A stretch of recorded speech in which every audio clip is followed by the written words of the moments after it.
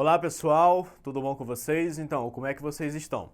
Na nossa aula de hoje, a gente avança um pouco sobre a nossa geografia e nós vamos falar um pouco sobre o desenvolvimento desigual dos países, né? Como é que se dá essa desigualdade entre os países, econômica e, consequentemente, social também. Então, nós vamos entender um pouco desse grande emaranhado. Aqui quem fala é o professor Marcos Barreto.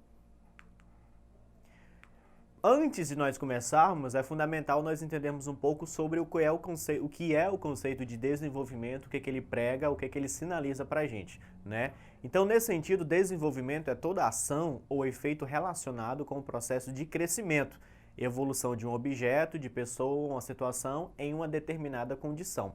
Então, esse processo de desenvolvimento é o processo de crescimento de uma nação, de um país, em seus vários aspectos, né? Dos seus aspectos econômicos, aspectos sociais. Então, isso vai potencializar, isso vai afirmar o crescimento dessa nação e desse território, ok? E o que nós estamos conversando é que existe esse desenvolvimento, mas ele acontece de forma desigual entre as nações, correto? Então isso é muito comum no momento em que nós estamos vivendo e principalmente pelo modelo econômico capitalista que nós estamos, essa diferenciação ela será acentuada. Veja só. O princípio da vantagem natural, concentração e centralização da atividade econômica. Para a gente tentar chegar um pouco na raiz dessa desigualdade, nós podemos começar simplesmente com a vantagem natural, né, que os países, que os territórios tinham. A depender de onde eles foram instalados, né, naturalmente certos territórios tinham mais riqueza do que outros. Então isso deu uma vantagem natural a esses países iniciados para que eles potencializassem e começassem ali o seu desenvolvimento. Lembrando que esse desenvolvimento ele não é só como nós conhecemos na contemporaneidade, mas desde o surgimento até onde nós estamos, toda essa caminhada ela deve ser entendida como esse processo do desenvolvimento. Nova relação da sociedade com a natureza após o capitalismo. Nesse modelo capitalista que nós estamos, nós temos um outro olhar com a natureza, né? A natureza, ela não é só necessária para nós irmos atender as nossas necessidades comuns, necessidades espirituais até. Nós temos uma outra relação com ela, onde nós nos apropriamos dela e nós podemos ganhar em cima dela financeiramente também sobre essa relação. Um modelo diferente, por exemplo, de como vivem os indígenas, né, que estão principalmente os mais isolados. Essa é uma outra relação, eles estão um pouco aquém desse modelo que nós estamos inseridos. Para a gente entender um pouco sobre como isso acontece, é importante a gente falar um pouquinho sobre o que seria esse capitalismo, como é que é a estrutura desse capitalismo. Ele é organizado em escala mundial, estruturado sobre a propriedade privada, o trabalho assalariado, tendo como único objetivo a obtenção de lucro e a produção de capital, né? A produção do capital, então. Então, esse conceito, ele forma o nosso entendimento sobre um pouco de como acontece esse capitalismo e esse processo, ele trouxe uma nova visão de como nós nos relacionamos com a natureza, com os objetos, com as trocas, né, comerciais, em que elas tem que necessariamente dar mais lucro e nessa perspectiva a gente vai levando, isso vai fomentando esse processo de divisão desses países em um certo ângulo até nós condicionarmos a como nós estamos hoje, ok? Detentores dos meios geográficos de produção e seus despossuídos. É aquilo que nós conversamos, né? Essa relação da concentração natural. Certas regiões eram detentoras dos seus meios geográficos, das suas possibilidades de riqueza, de produzir, né? De ganhar dinheiro em cima disso, enquanto outras regiões eram despossuídas desse material. E assim elas ficavam mais atrás do seu processo de crescimento, do seu processo então de desenvolvimento também. No nível econômico, os processos materiais diversos, físico, econômico e social, devem ser apropriados, usados e remodelados para o objetivo da acumulação do capital.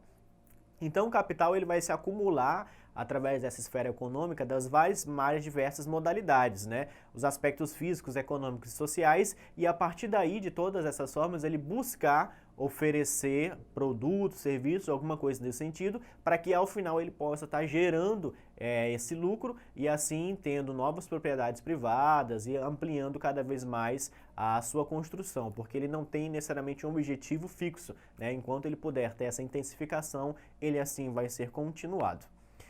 Para a gente também falar um pouquinho desse processo, dessa divisão, dessa desigualdade entre os países, nós temos que falar de um termo chamado de DIT, que é a Divisão Internacional do Trabalho. Como é que o mundo se divide em seus aspectos de trabalho? Vejam só.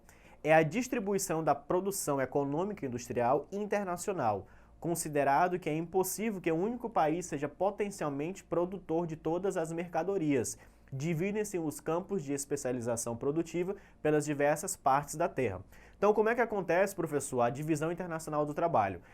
Até então, os países eles buscavam ter suas matérias-primas para produzir um certo produto, mas chega um momento nessa escala industrial que os países eles não têm toda a matéria-prima que eles necessitam para ele fazer um produto e assim vender e assim está tendo o seu valor agregado em cima daquele material. Então, ele vai buscar em regiões do planeta a maior variedade possível das matérias-primas. Essas regiões vão oferecer essas matérias-primas para esses países e a partir daí então você tem essa divisão muito clara, né, entre esses países que são maiores, que são os produtores, que têm a concentração dessas indústrias, das tecnologias e os países que simplesmente estão a serviço, né, entre aspas, desse grande país, oferecendo mão de obra barata, oferecendo também principalmente a matéria-prima. E isso também pode levar, né, numa outra perspectiva, aos efeitos ambientais, por exemplo, em que vai existir nesses países uma flexibilização das leis ambientais para tentar trazer, né, cada vez mais os incentivos, o pouco possível desse capital a essa região. Nesse entendimento, uma boa relação para nós entendermos essa desigualdade entre os países é entender o conceito de centro e entender o conceito de periferia, né? Na geografia esse conceito é muito utilizado, e na atualidade também se fala muito disso. O que é o centro, o que é a periferia? Lembrando que nós estamos falando em uma escala planetária, né? Uma escala entre os países. O centro, nós vamos entender, o centro da economia mundial, ele é formado principalmente por um grupo de países nos quais se localizam as sedes das grandes empresas. Então, o centro nós vamos entender como esse grupo de países que tem as grandes empresas, que tem as grandes indústrias, as grandes tecnologias, que tem os grandes bancos, as grandes bolsas de valores, correto? A periferia vai ser uma região que ela não dispõe de todo esse amparato. Os países da periferia do sistema capitalista mundial mantêm uma economia agroexportadora baseada na mão de obra barata, no latifúndio e na concentração de renda.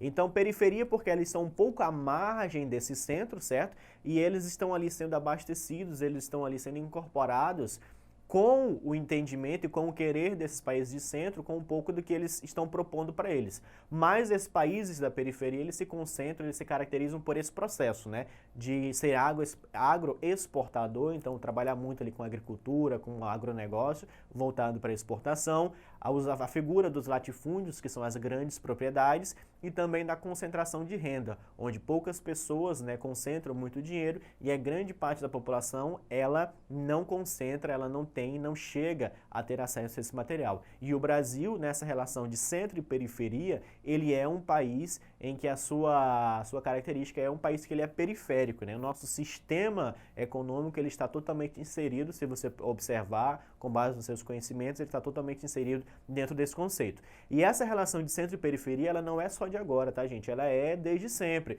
desde o período colonial, em que você tinha a colônia, né, o país que tinha sua colônia, que só explorava os recursos naturais e trazia para a sua região. Depois, no processo da industrialização também, onde as indústrias foram instaladas em certas regiões e chegaram mais tardiamente a outras, certo?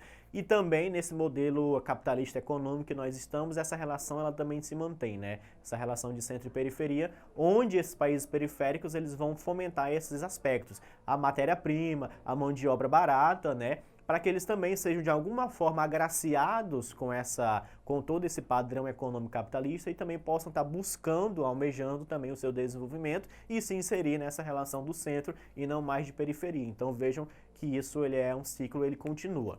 A gente também pode falar sobre a Lei do Desenvolvimento Desigual e Combinado, do Leon Trotsky. Essa lei, ela versa um pouco sobre essa relação centro e periferia, né? Que é a Lei do Desenvolvimento Desigual, ela fala dos países que têm essa desigualdade econômica pela sua relação capitalista internacional. Então, países que estão melhores colocados, melhores dispostos, em detrimento de outros que sofrem muito com esse processo.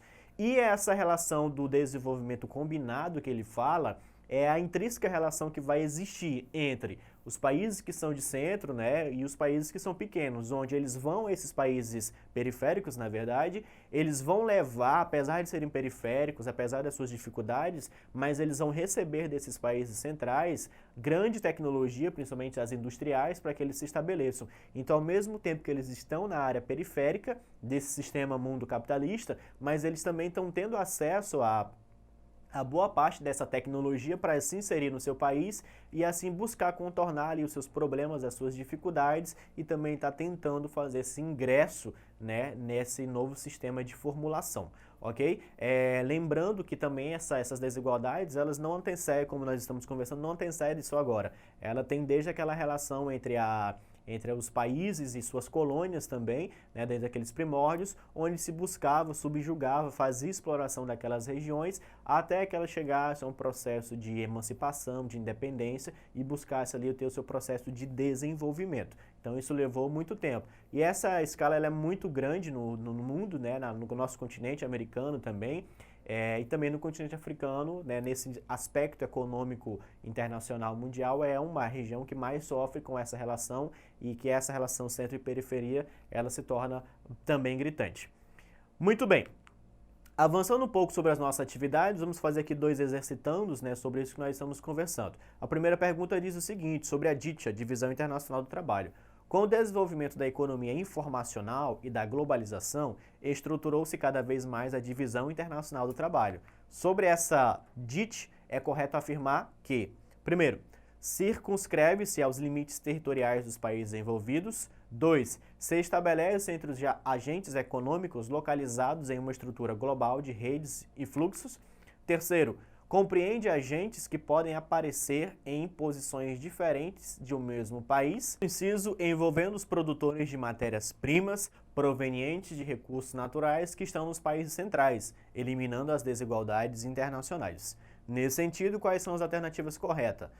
O inciso 1 e 2, o inciso 2 e 3, o inciso 1, 2 e 3, inciso 2, 3 e 4, e a letra E seriam todas as alternativas. Então, com relação a essa relação do DIT, da Divisão Internacional do Trabalho, com a sua globalização, a sua espacialização, como ele acontece, os incisos que são verdadeiros. Nós vamos ter um inciso 2 e um inciso 3, que são, respectivamente, para a gente fazer essa leitura desse material e compreender um pouco mais. 2 e 3 se estabelece entre os agentes econômicos localizados em uma estrutura global de redes e fluxos, nessa conexão entre os países, através também das informações, dos fluxos informacionais. E o terceiro compreende agentes que podem aparecer em posições diferentes de um mesmo país. Então, essa relação desigual, né, entre esses países que estão um pouco mais, entre aspas, conceitualizados, os países que estão um pouco mais nessa área periférica.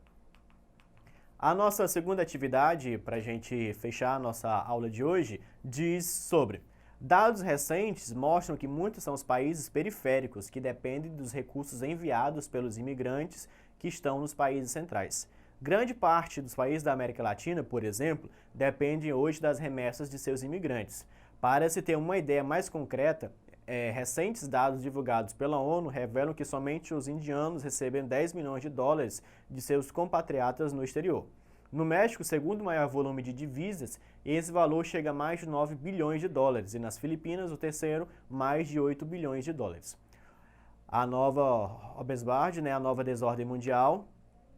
A nova desordem mundial de São Paulo, um aspecto econômico que facilitou a ocorrência do processo descrito na transição do século foi.